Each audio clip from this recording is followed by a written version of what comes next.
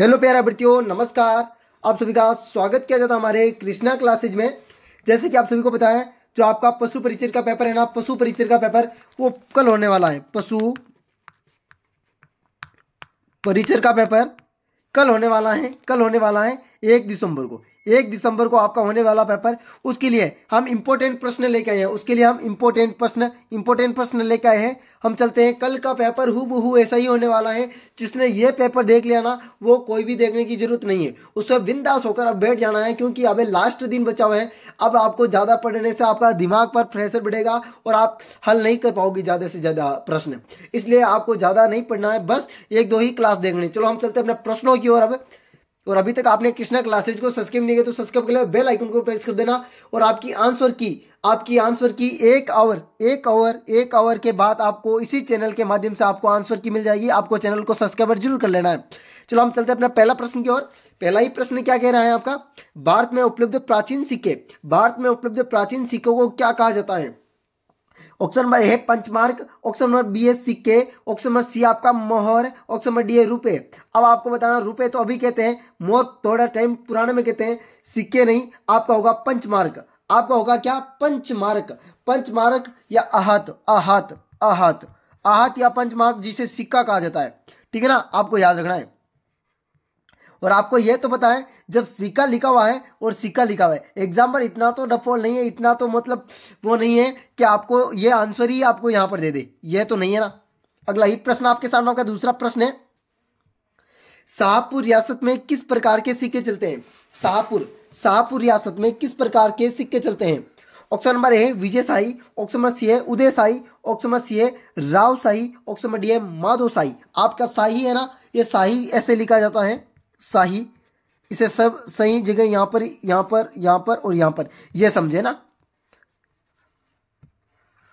दूसरे प्रश्न का राइट आंसर सभी बच्चे कमेंट करेंगे, क्योंकि आपका अब पेपर आपको यही सोल्व करवाना है। और मेरा टारगेट है सभी बच्चों का जो पूरे में से पूरे अंक लाने में। जीके के 40 से 35 प्रश्न आने वाले, 35 से 40 प्रश्न आने वाले हैं, वो पूरे आपके हल होने चाहिए। राजस्थान जीके ये प्रश्न करने वाले, आपका सिलेक्शन श्योर है। चलो हम चलते हैं अपने प्रश्नों की ओर। आपका दूसरा प्रश्न का राइट आंसर होगा माधव शाही। अब बता दो सर विजय शाही किरका। अब सर बता दो विजय शाही आपका जोधपुर दे दे या मारवाड़ दे दे? जोधपुर दे दे या मारवाड़ दे दे, या आपको कोई नहीं फर्क पड़ेगा। अब उदय शाही, सर उदय शाही किसका है? सर उदयपुर है आपका डूंगरपुर, पत्रों की नगरी, डूंगरपुर का आपका उदय शाही। सर राव शाही किसका है? तो सर राव शाही, जल्दी से, राव शाही आपका अलवर का है। अलवर आपका है ना। अगला प्रश्न आपके सामने, आपका तीसरा प्रश्न आया है, चिखली ताम्रपत्र किस सन में लिखा गया? Option number A 1420, option number B है 1480, ऑप्शन नंबर सी है 1483, ऑप्शन नंबर डी है 1488। बिल्कुल जी, तीसरे प्रश्न का सभी आंसर देंगे। चिखली ताम्रपत्र आपका डूंगरपुर का है। डूंगरपुर का है। इसका आंसर देना। इसमें किसानों द्वारा जो कर वसूल किया जा रहा था, उसकी लाग बाग का वर्णन है। आपको पूछ सकते हैं लाग और बाग क्या है, कर क्या वसूल करने वाला। आपका होगा 1483। अगला प्रश्न आपके सामने, आपका चौथा प्रश्न आया है। मैं ये क्लास लाइव लेने वाला था, पर किसी कारणवश लाइव नहीं आ पाया हूं। अगला प्रश्न है आपका चौथा प्रश्न, राजस्थान हस्तलिखित तस्वीर एवं एल्बम किस स्थान पर है? ऑप्शन नंबर है उदयपुर, ऑप्शन नंबर बी है बीकानेर, ऑप्शन नंबर सी आपका भीलवाड़ा, ऑप्शन नंबर डी आपका जयपुर। राजस्थान हस्तलिखित, हस्त यानी हाथों से लिखा हुआ अभिलेख कहां पर है? जल्दी से बताना है। हस्तलिखित अभिलेख आपका बिल्कुल जी बीकानेर है। जिसे तस्वीरों का कारखाना ये नाम दे दे, या राजस्थान अभिलेखागार बीकानेर में संग्रहित है। आपको यह प्रश्न आपको इंपोर्टेंट है, बीकानेर वाला चौथा प्रश्न है। अगला प्रश्न आपका पांचवा प्रश्न पूछा गया है, निम्न में से पिंगल शैली आपका क्या? पिंगल शैली में रचिता ग्रंथ है। ऑप्शन नंबर है पृथ्वीराज रसो, ऑप्शन नंबर बी है पृथ्वीराज विजय, ऑप्शन नंबर सी है पद्मावत, ऑप्शन नंबर डी है वंश भास्कर। पिंगल शैली में बिल्कुल जी। जिसने पृथ्वीराज रसो पढ़ा होगा ना, उसका पहला ही अक्षर पिंगल शैली से लिखा हुआ था, पिंगल शैली से। और इसमें 1 लाख से गुणशितर हजार क्या है, छंद के रूप में वियुक्त है, छंद है। हिंदी का प्रथम महाकाव्य माना जाता है, कौन सा? हिंदी का प्रथम महाकाव्य पृथ्वीराज रसो। इसमें एक और है 8 वास्त्या और अष्ट प्रमाण विकृतियां भी है, 8 वास्त्या और अष्ट विकृतियां भी है। और इसको लिखा किसने सर, इसके रचयिता कौन है ये बता दीजिए। इसका रचयिता है चंद्रवरदई जी आपके, कौन से? चंद्रवरदई है ना, चंद्रवरदई। अब आपको बता दो सर, पृथ्वीराज विजय के रचयिता कौन है? आपके जयनक। अरे सर आपने ये बता दिया तो पद्मावत का भी बता दीजिए। बिल्कुल जी बता देंगे, मालिक मोहम्मद जयसी। आपको याद रखना है, याद तो आपको नहीं, मैंने बताना कहा है, बता दूंगा। वंश भास्कर सर, वंश भास्कर आपका मिश्रण जी, सूर्यमल जी, मिश्री से आपका मिश्रण जी याद हो जाएगा, वंश भास्कर। वंश यानी बढ़ना, भास्कर यानी पढ़, अखबार। आपका है छठा प्रश्न आया है। छठा प्रश्न, निम्न में से बूंदी का इतिहास किस में वर्णित है? बूंदी जिले का इतिहास। बूंदी 80 खंभों की छतरी आपकी बूंदी में है, आपको यह भी याद रखना। 80 खंभों की छतरी आपकी बूंदी में है। 84 खंभे, 80 खंभों की आपकी अलवर में है, अलवर में है 80 खंभों की। और आपकी 84 खंभों की छतरी आपकी बूंदी में भाई, 84 खंभों की बूंदी में। ऑप्शन में है पृथ्वीराज रसो, ऑप्शन में बी है पृथ्वीराज विजय, ऑप्शन में सी है पद्मावत, ऑप्शन में डी है वंश भास्कर। बिल्कुल जी, बूंदी का इतिहास 25,000 पृष्ठों में वंश भास्कर लिखा है आपका, 25,000 पृष्ठों में। और यहीं पर आपका बूंदी का इतिहास लिखा हुआ है, इसमें ही आपका बूंदी का इतिहास लिखा हुआ है, बूंदी का इतिहास। अगला ही प्रश्न आपके सामने, आपका 7वां प्रश्न आया है। राजस्थान के इतिहास का पिता के नाम से जाना जाता है। ऑप्शन नंबर है Jai Narayan Vyas, option number B है Uday Shankar, option number C है आपका colonel James Tod, option number D है गौरी शंकर ओझा जी। आपको देना है आंसर, आपको कर्नल टॉड को आपका राइट आंसर होगा, कर्नल टॉड। और आपको बात बता दूं मैं,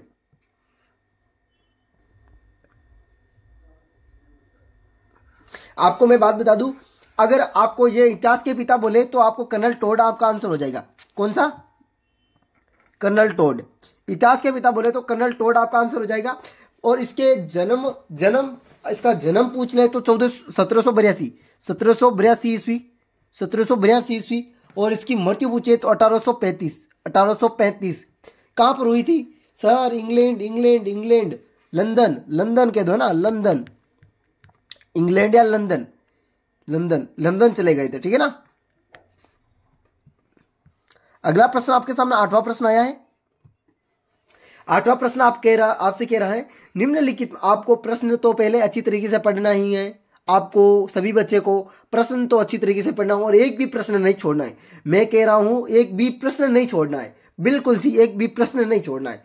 आपका 8वां प्रश्न है, निम्न में से प्राकृतिक संग्रहालय किस जिले में है? ऑप्शन नंबर है भीलवाड़ा, ऑप्शन नंबर बी है जयपुर, ऑप्शन नंबर सी आपका उदयपुर, ऑप्शन नंबर डी आपका अजमेर। प्राकृतिक संग्रहालय, जल्दी से प्राकृतिक संग्रहालय, यह आंसर आना चाहिए भाई, प्राकृतिक संग्रहालय वाला। बिल्कुल जी, जल्दी से सभी बच्चे कमेंट में करेंगे प्राकृतिक संग्रहालय। बिल्कुल जी, बिल्कुल। श्री पद्मश्री कैलाश श्रृंखला द्वारा स्थापित जीव जंतु के पक्षियों के लिए संग्रह के लिए पहला संग्रहालय आपका जयपुर प्राकृतिक संग्रहालय। बिल्कुल जी, बिल्कुल। पूरा इतिहास ही बता दिया मैंने, इसका तो पूरा इतिहास ही बता दिया। और ये अगला प्रश्न आपके सामने आका 9वां प्रश्न है, सभ्यता से। किससे? सभ्यता से पूछा गया। बिल्कुल जी, बढ़िया प्रश्न है। कालीबंगा सभ्यता किस जिले में? पहले आपको कालीबंगा का इतिहास दे दूं मैं। सर्वप्रथम जानकारी LP टेस्टोरी। कौन सा?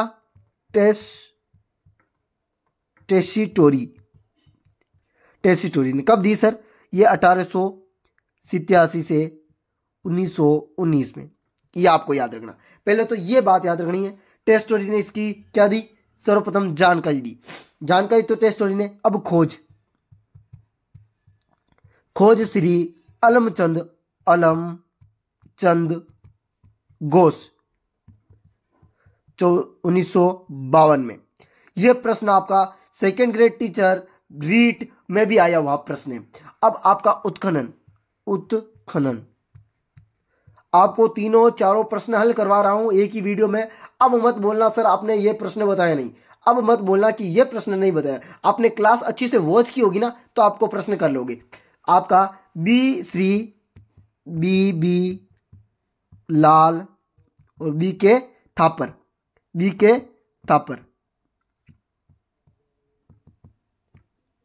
ठीक है ना। यह प्रश्न आपको याद रखना है ना। और आगे मैं बता दूंगा। ये कालीबंगा सभ्यता किस जिले में है? Option number A Shri Ganganagar, option number B है हनुमानगढ़, ऑप्शन नंबर सी है जयपुर, ऑप्शन नंबर डी है अजमेर। बिल्कुल जी, कालीबंगा सभ्यता आपको बिल्कुल जी पता है। बिल्कुल जी, आपका हनुमानगढ़ में, बिल्कुल हनुमानगढ़ में, आपका Hanumangarh.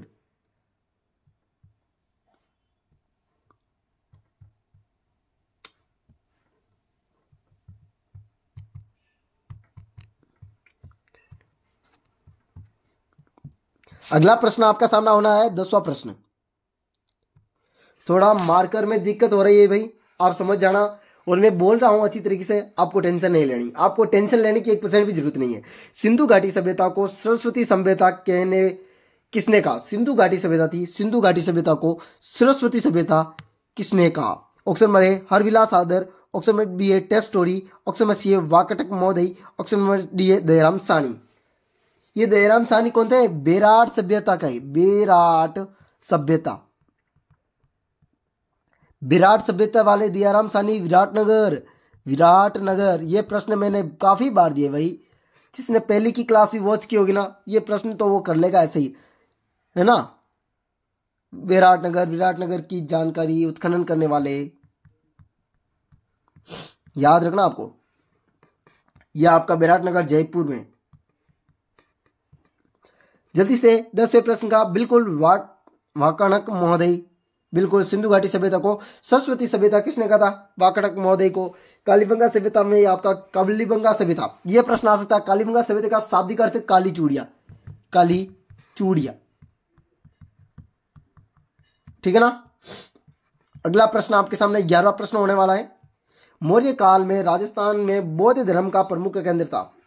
Option number A Viratnagar, option number B है सांबर, ऑप्शन नंबर सी है जाडोल, ऑप्शन नंबर डी है देलवाड़ा। मौर्य काल में आपका राजस्थान का बौद्ध धर्म का प्रमुख केंद्र, मौर्य काल में राजस्थान के बौद्ध धर्म का प्रमुख केंद्र, जल्दी से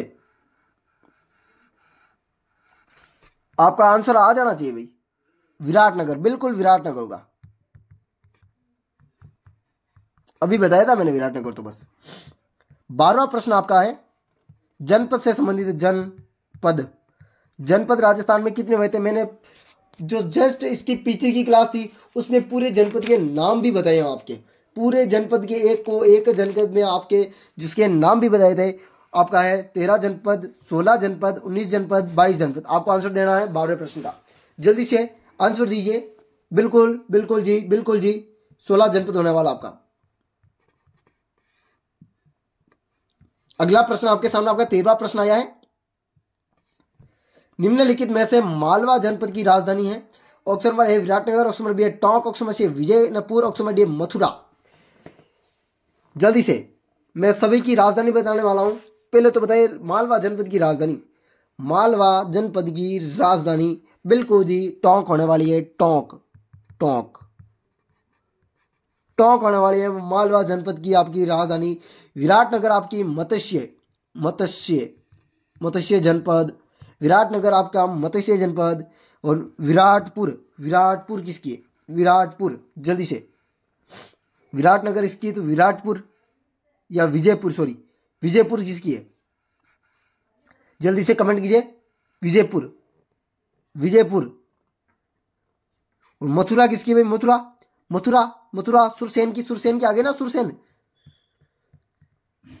अब आपका बचा है एक ही, विजयपुर किसकी राजधानी है?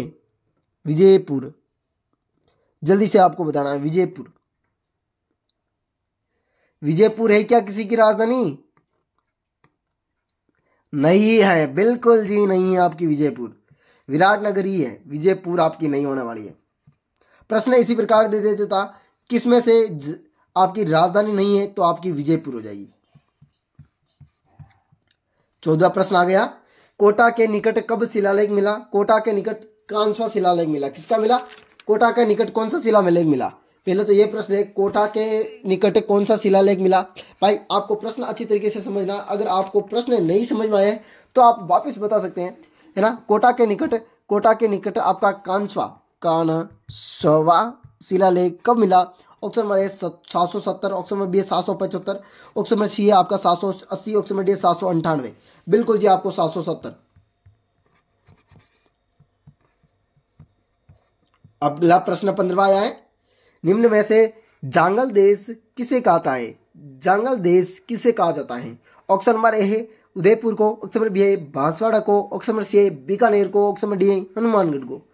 जल्दी से वर्तमान में बीकानेर और जोधपुर का कुछ क्षेत्र महाभारत काल में जांगल देश कहलाता था, और आपका बीकानेर जांगलधर बादशाह के नाम से भी जाना जाता था। यहाँ का बादशाह स्वयं को जांगलधर बादशाह कहा जाता था।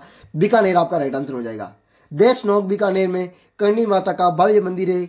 देशनोक बीकानेर जिसे काबा वाली देवी भी कहते हैं।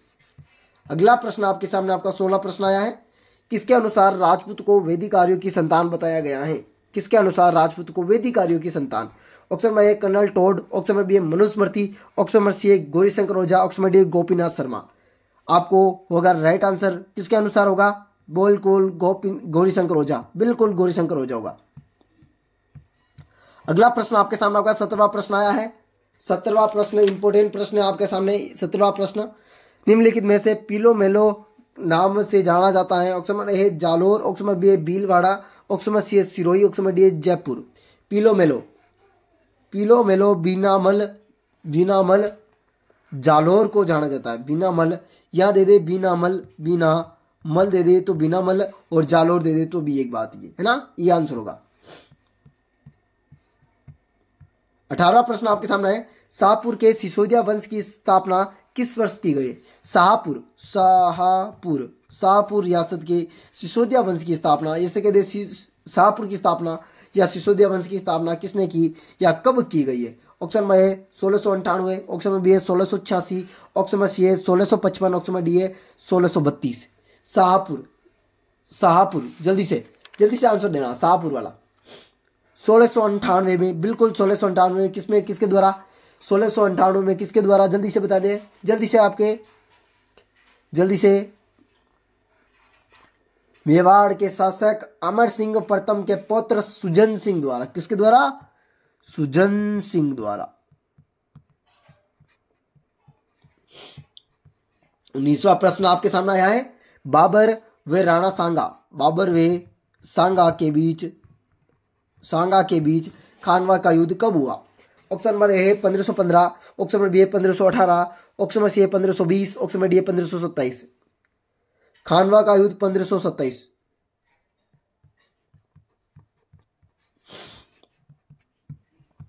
मैंने एक एक प्रश्न हल करवाए हैं। अब आपको प्रश्न नहीं आए तो आपकी जिम्मेदारी है। अब मैंने तो आपको मेरा पूरा 100% दे दिया है, आप कितना देते हो ये आपके ऊपर डिपेंड है। पाली में चौहान राजवंश की स्थापना किसने व कब की? ऑप्शन नंबर ए है लक्ष्मण 960 ईस्वी, ऑप्शन नंबर बी है पृथ्वीराज 1191 ईस्वी, ऑप्शन नंबर सी है गोविंद राज 1194 ईस्वी, ऑप्शन नंबर डी है देवी सिंह 1241 ईस्वी। चौहान की स्थापना पाली में लक्ष्मण सिंह ने 960 ईस्वी, बिल्कुल राइट आंसर होने वाला है। 21वां प्रश्न आपके सामने आया है, निम्नलिखित में से किशनगढ़ की स्थापना किसने की? किशनगढ़ की स्थापना, अभी नया जिला बन गया है किशनगढ़, पर इसकी स्थापना किसने की थी? ऑप्शन नंबर है Ajay Pal Chauhan, option number B है जैसल भाटी, ऑप्शन नंबर सी है Pratap Singh Sisodia, option number D है किशन सिंह राठौड़। जल्दी से आपका राइट आंसर देना है, जल्दी से। सभी बच्चे आपका राइट आंसर देंगे, सभी बच्चे अपना राइट आंसर देंगे, सभी 21वें प्रश्न का राइट आंसर देंगे बिल्कुल किशनगढ़ की किशन सिंह राठौड़ द्वारा अजय पाल चौहान द्वारा अजमेर की अजय पाल चौहान दे तो है ना। जैसल बाटी जैसलमेर जैसलदेव बाटी जैसलमेर 1155 आपका याद आएगा 1113 ईस्वी। किशनगढ़ को बताना है क्या, प्रताप सिंह सिसोदिया किसकी की, प्रताप सिंह सिसोदिया जल्दी से अलवर 1774। अब आपके आगे किशनगढ़ की कब की हुई, किशनगढ़ की जल्दी से बता दे, जल्दी से राव किशन सिंह द्वारा, जल्दी से 1611 बिल्कुल। 22वां प्रश्न आपके सामने आ रहा है। आमेर के कछवा वंश की स्थापना किसने की थी? Option number A Dulhe Rai, option number B Jaisal Dev, option number C Pratap Singh, option number D Bhagwant Das. आपका बिल्कुल राइट आंसर होने वाला है option number A Dulhe Rai.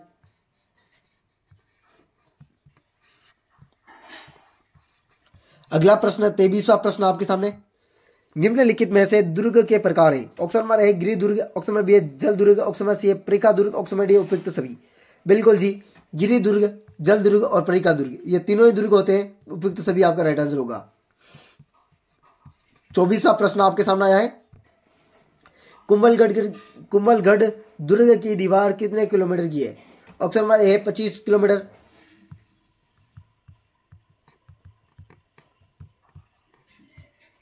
Option number B है 27 किलोमीटर, ऑप्शन नंबर सी आपका 30 किलोमीटर, ऑप्शन नंबर डी है 36 किलोमीटर। बिल्कुल जी 36 किलोमीटर। अगला प्रश्न आपका अंतिमवा प्रश्न होने वाला है 25वां प्रश्न। चित्तौड़ दुर्ग में कुल कितने साके हुए थे? ऑप्शन नंबर है 1, ऑप्शन नंबर बी है 2, ऑप्शन नंबर सी है 3, ऑप्शन नंबर डी है 5। चित्तौड़ दुर्ग में कुल कितने साके हुए? आपका 3 साका हुआ था, एक हुआ था 1303, एक हुआ था 1534, एक हुआ था 1567 को। ठीक है ना। वेलकम साथियों, अगले वीडियो में मिलेंगे इसी प्रकार की वीडियो के साथ। मैं आशा करता हूं कि आपका जो कल का पेपर हो वो अच्छी तरीके से हो और आपको मेरी तरफ से ढेर सारी बधाइयाँ, और भगवान से आशा है कि आप सभी का सिलेक्शन हो इस वीडियो देखने के बाद, या आपने अदर कोई भी क्लास देखी होगी तो भी आपको आशा है आप सभी इस पेपर में खरे उतरे और अपने माता पिता का नाम रोशन करें। वेलकम साथियों, अगले वीडियो में मिलेंगे। और आपको जो भी प्रश्न के आंसर आ रहे थे वो कमेंट कर देना, और आपको एंड टाइम में भी पीडीएफ चाहिए तो मैसेज कर सकता है 82906202 और 89 पर। अलविदा साथियों, राधे राधे, जय देवनारायण की, जय माँ की।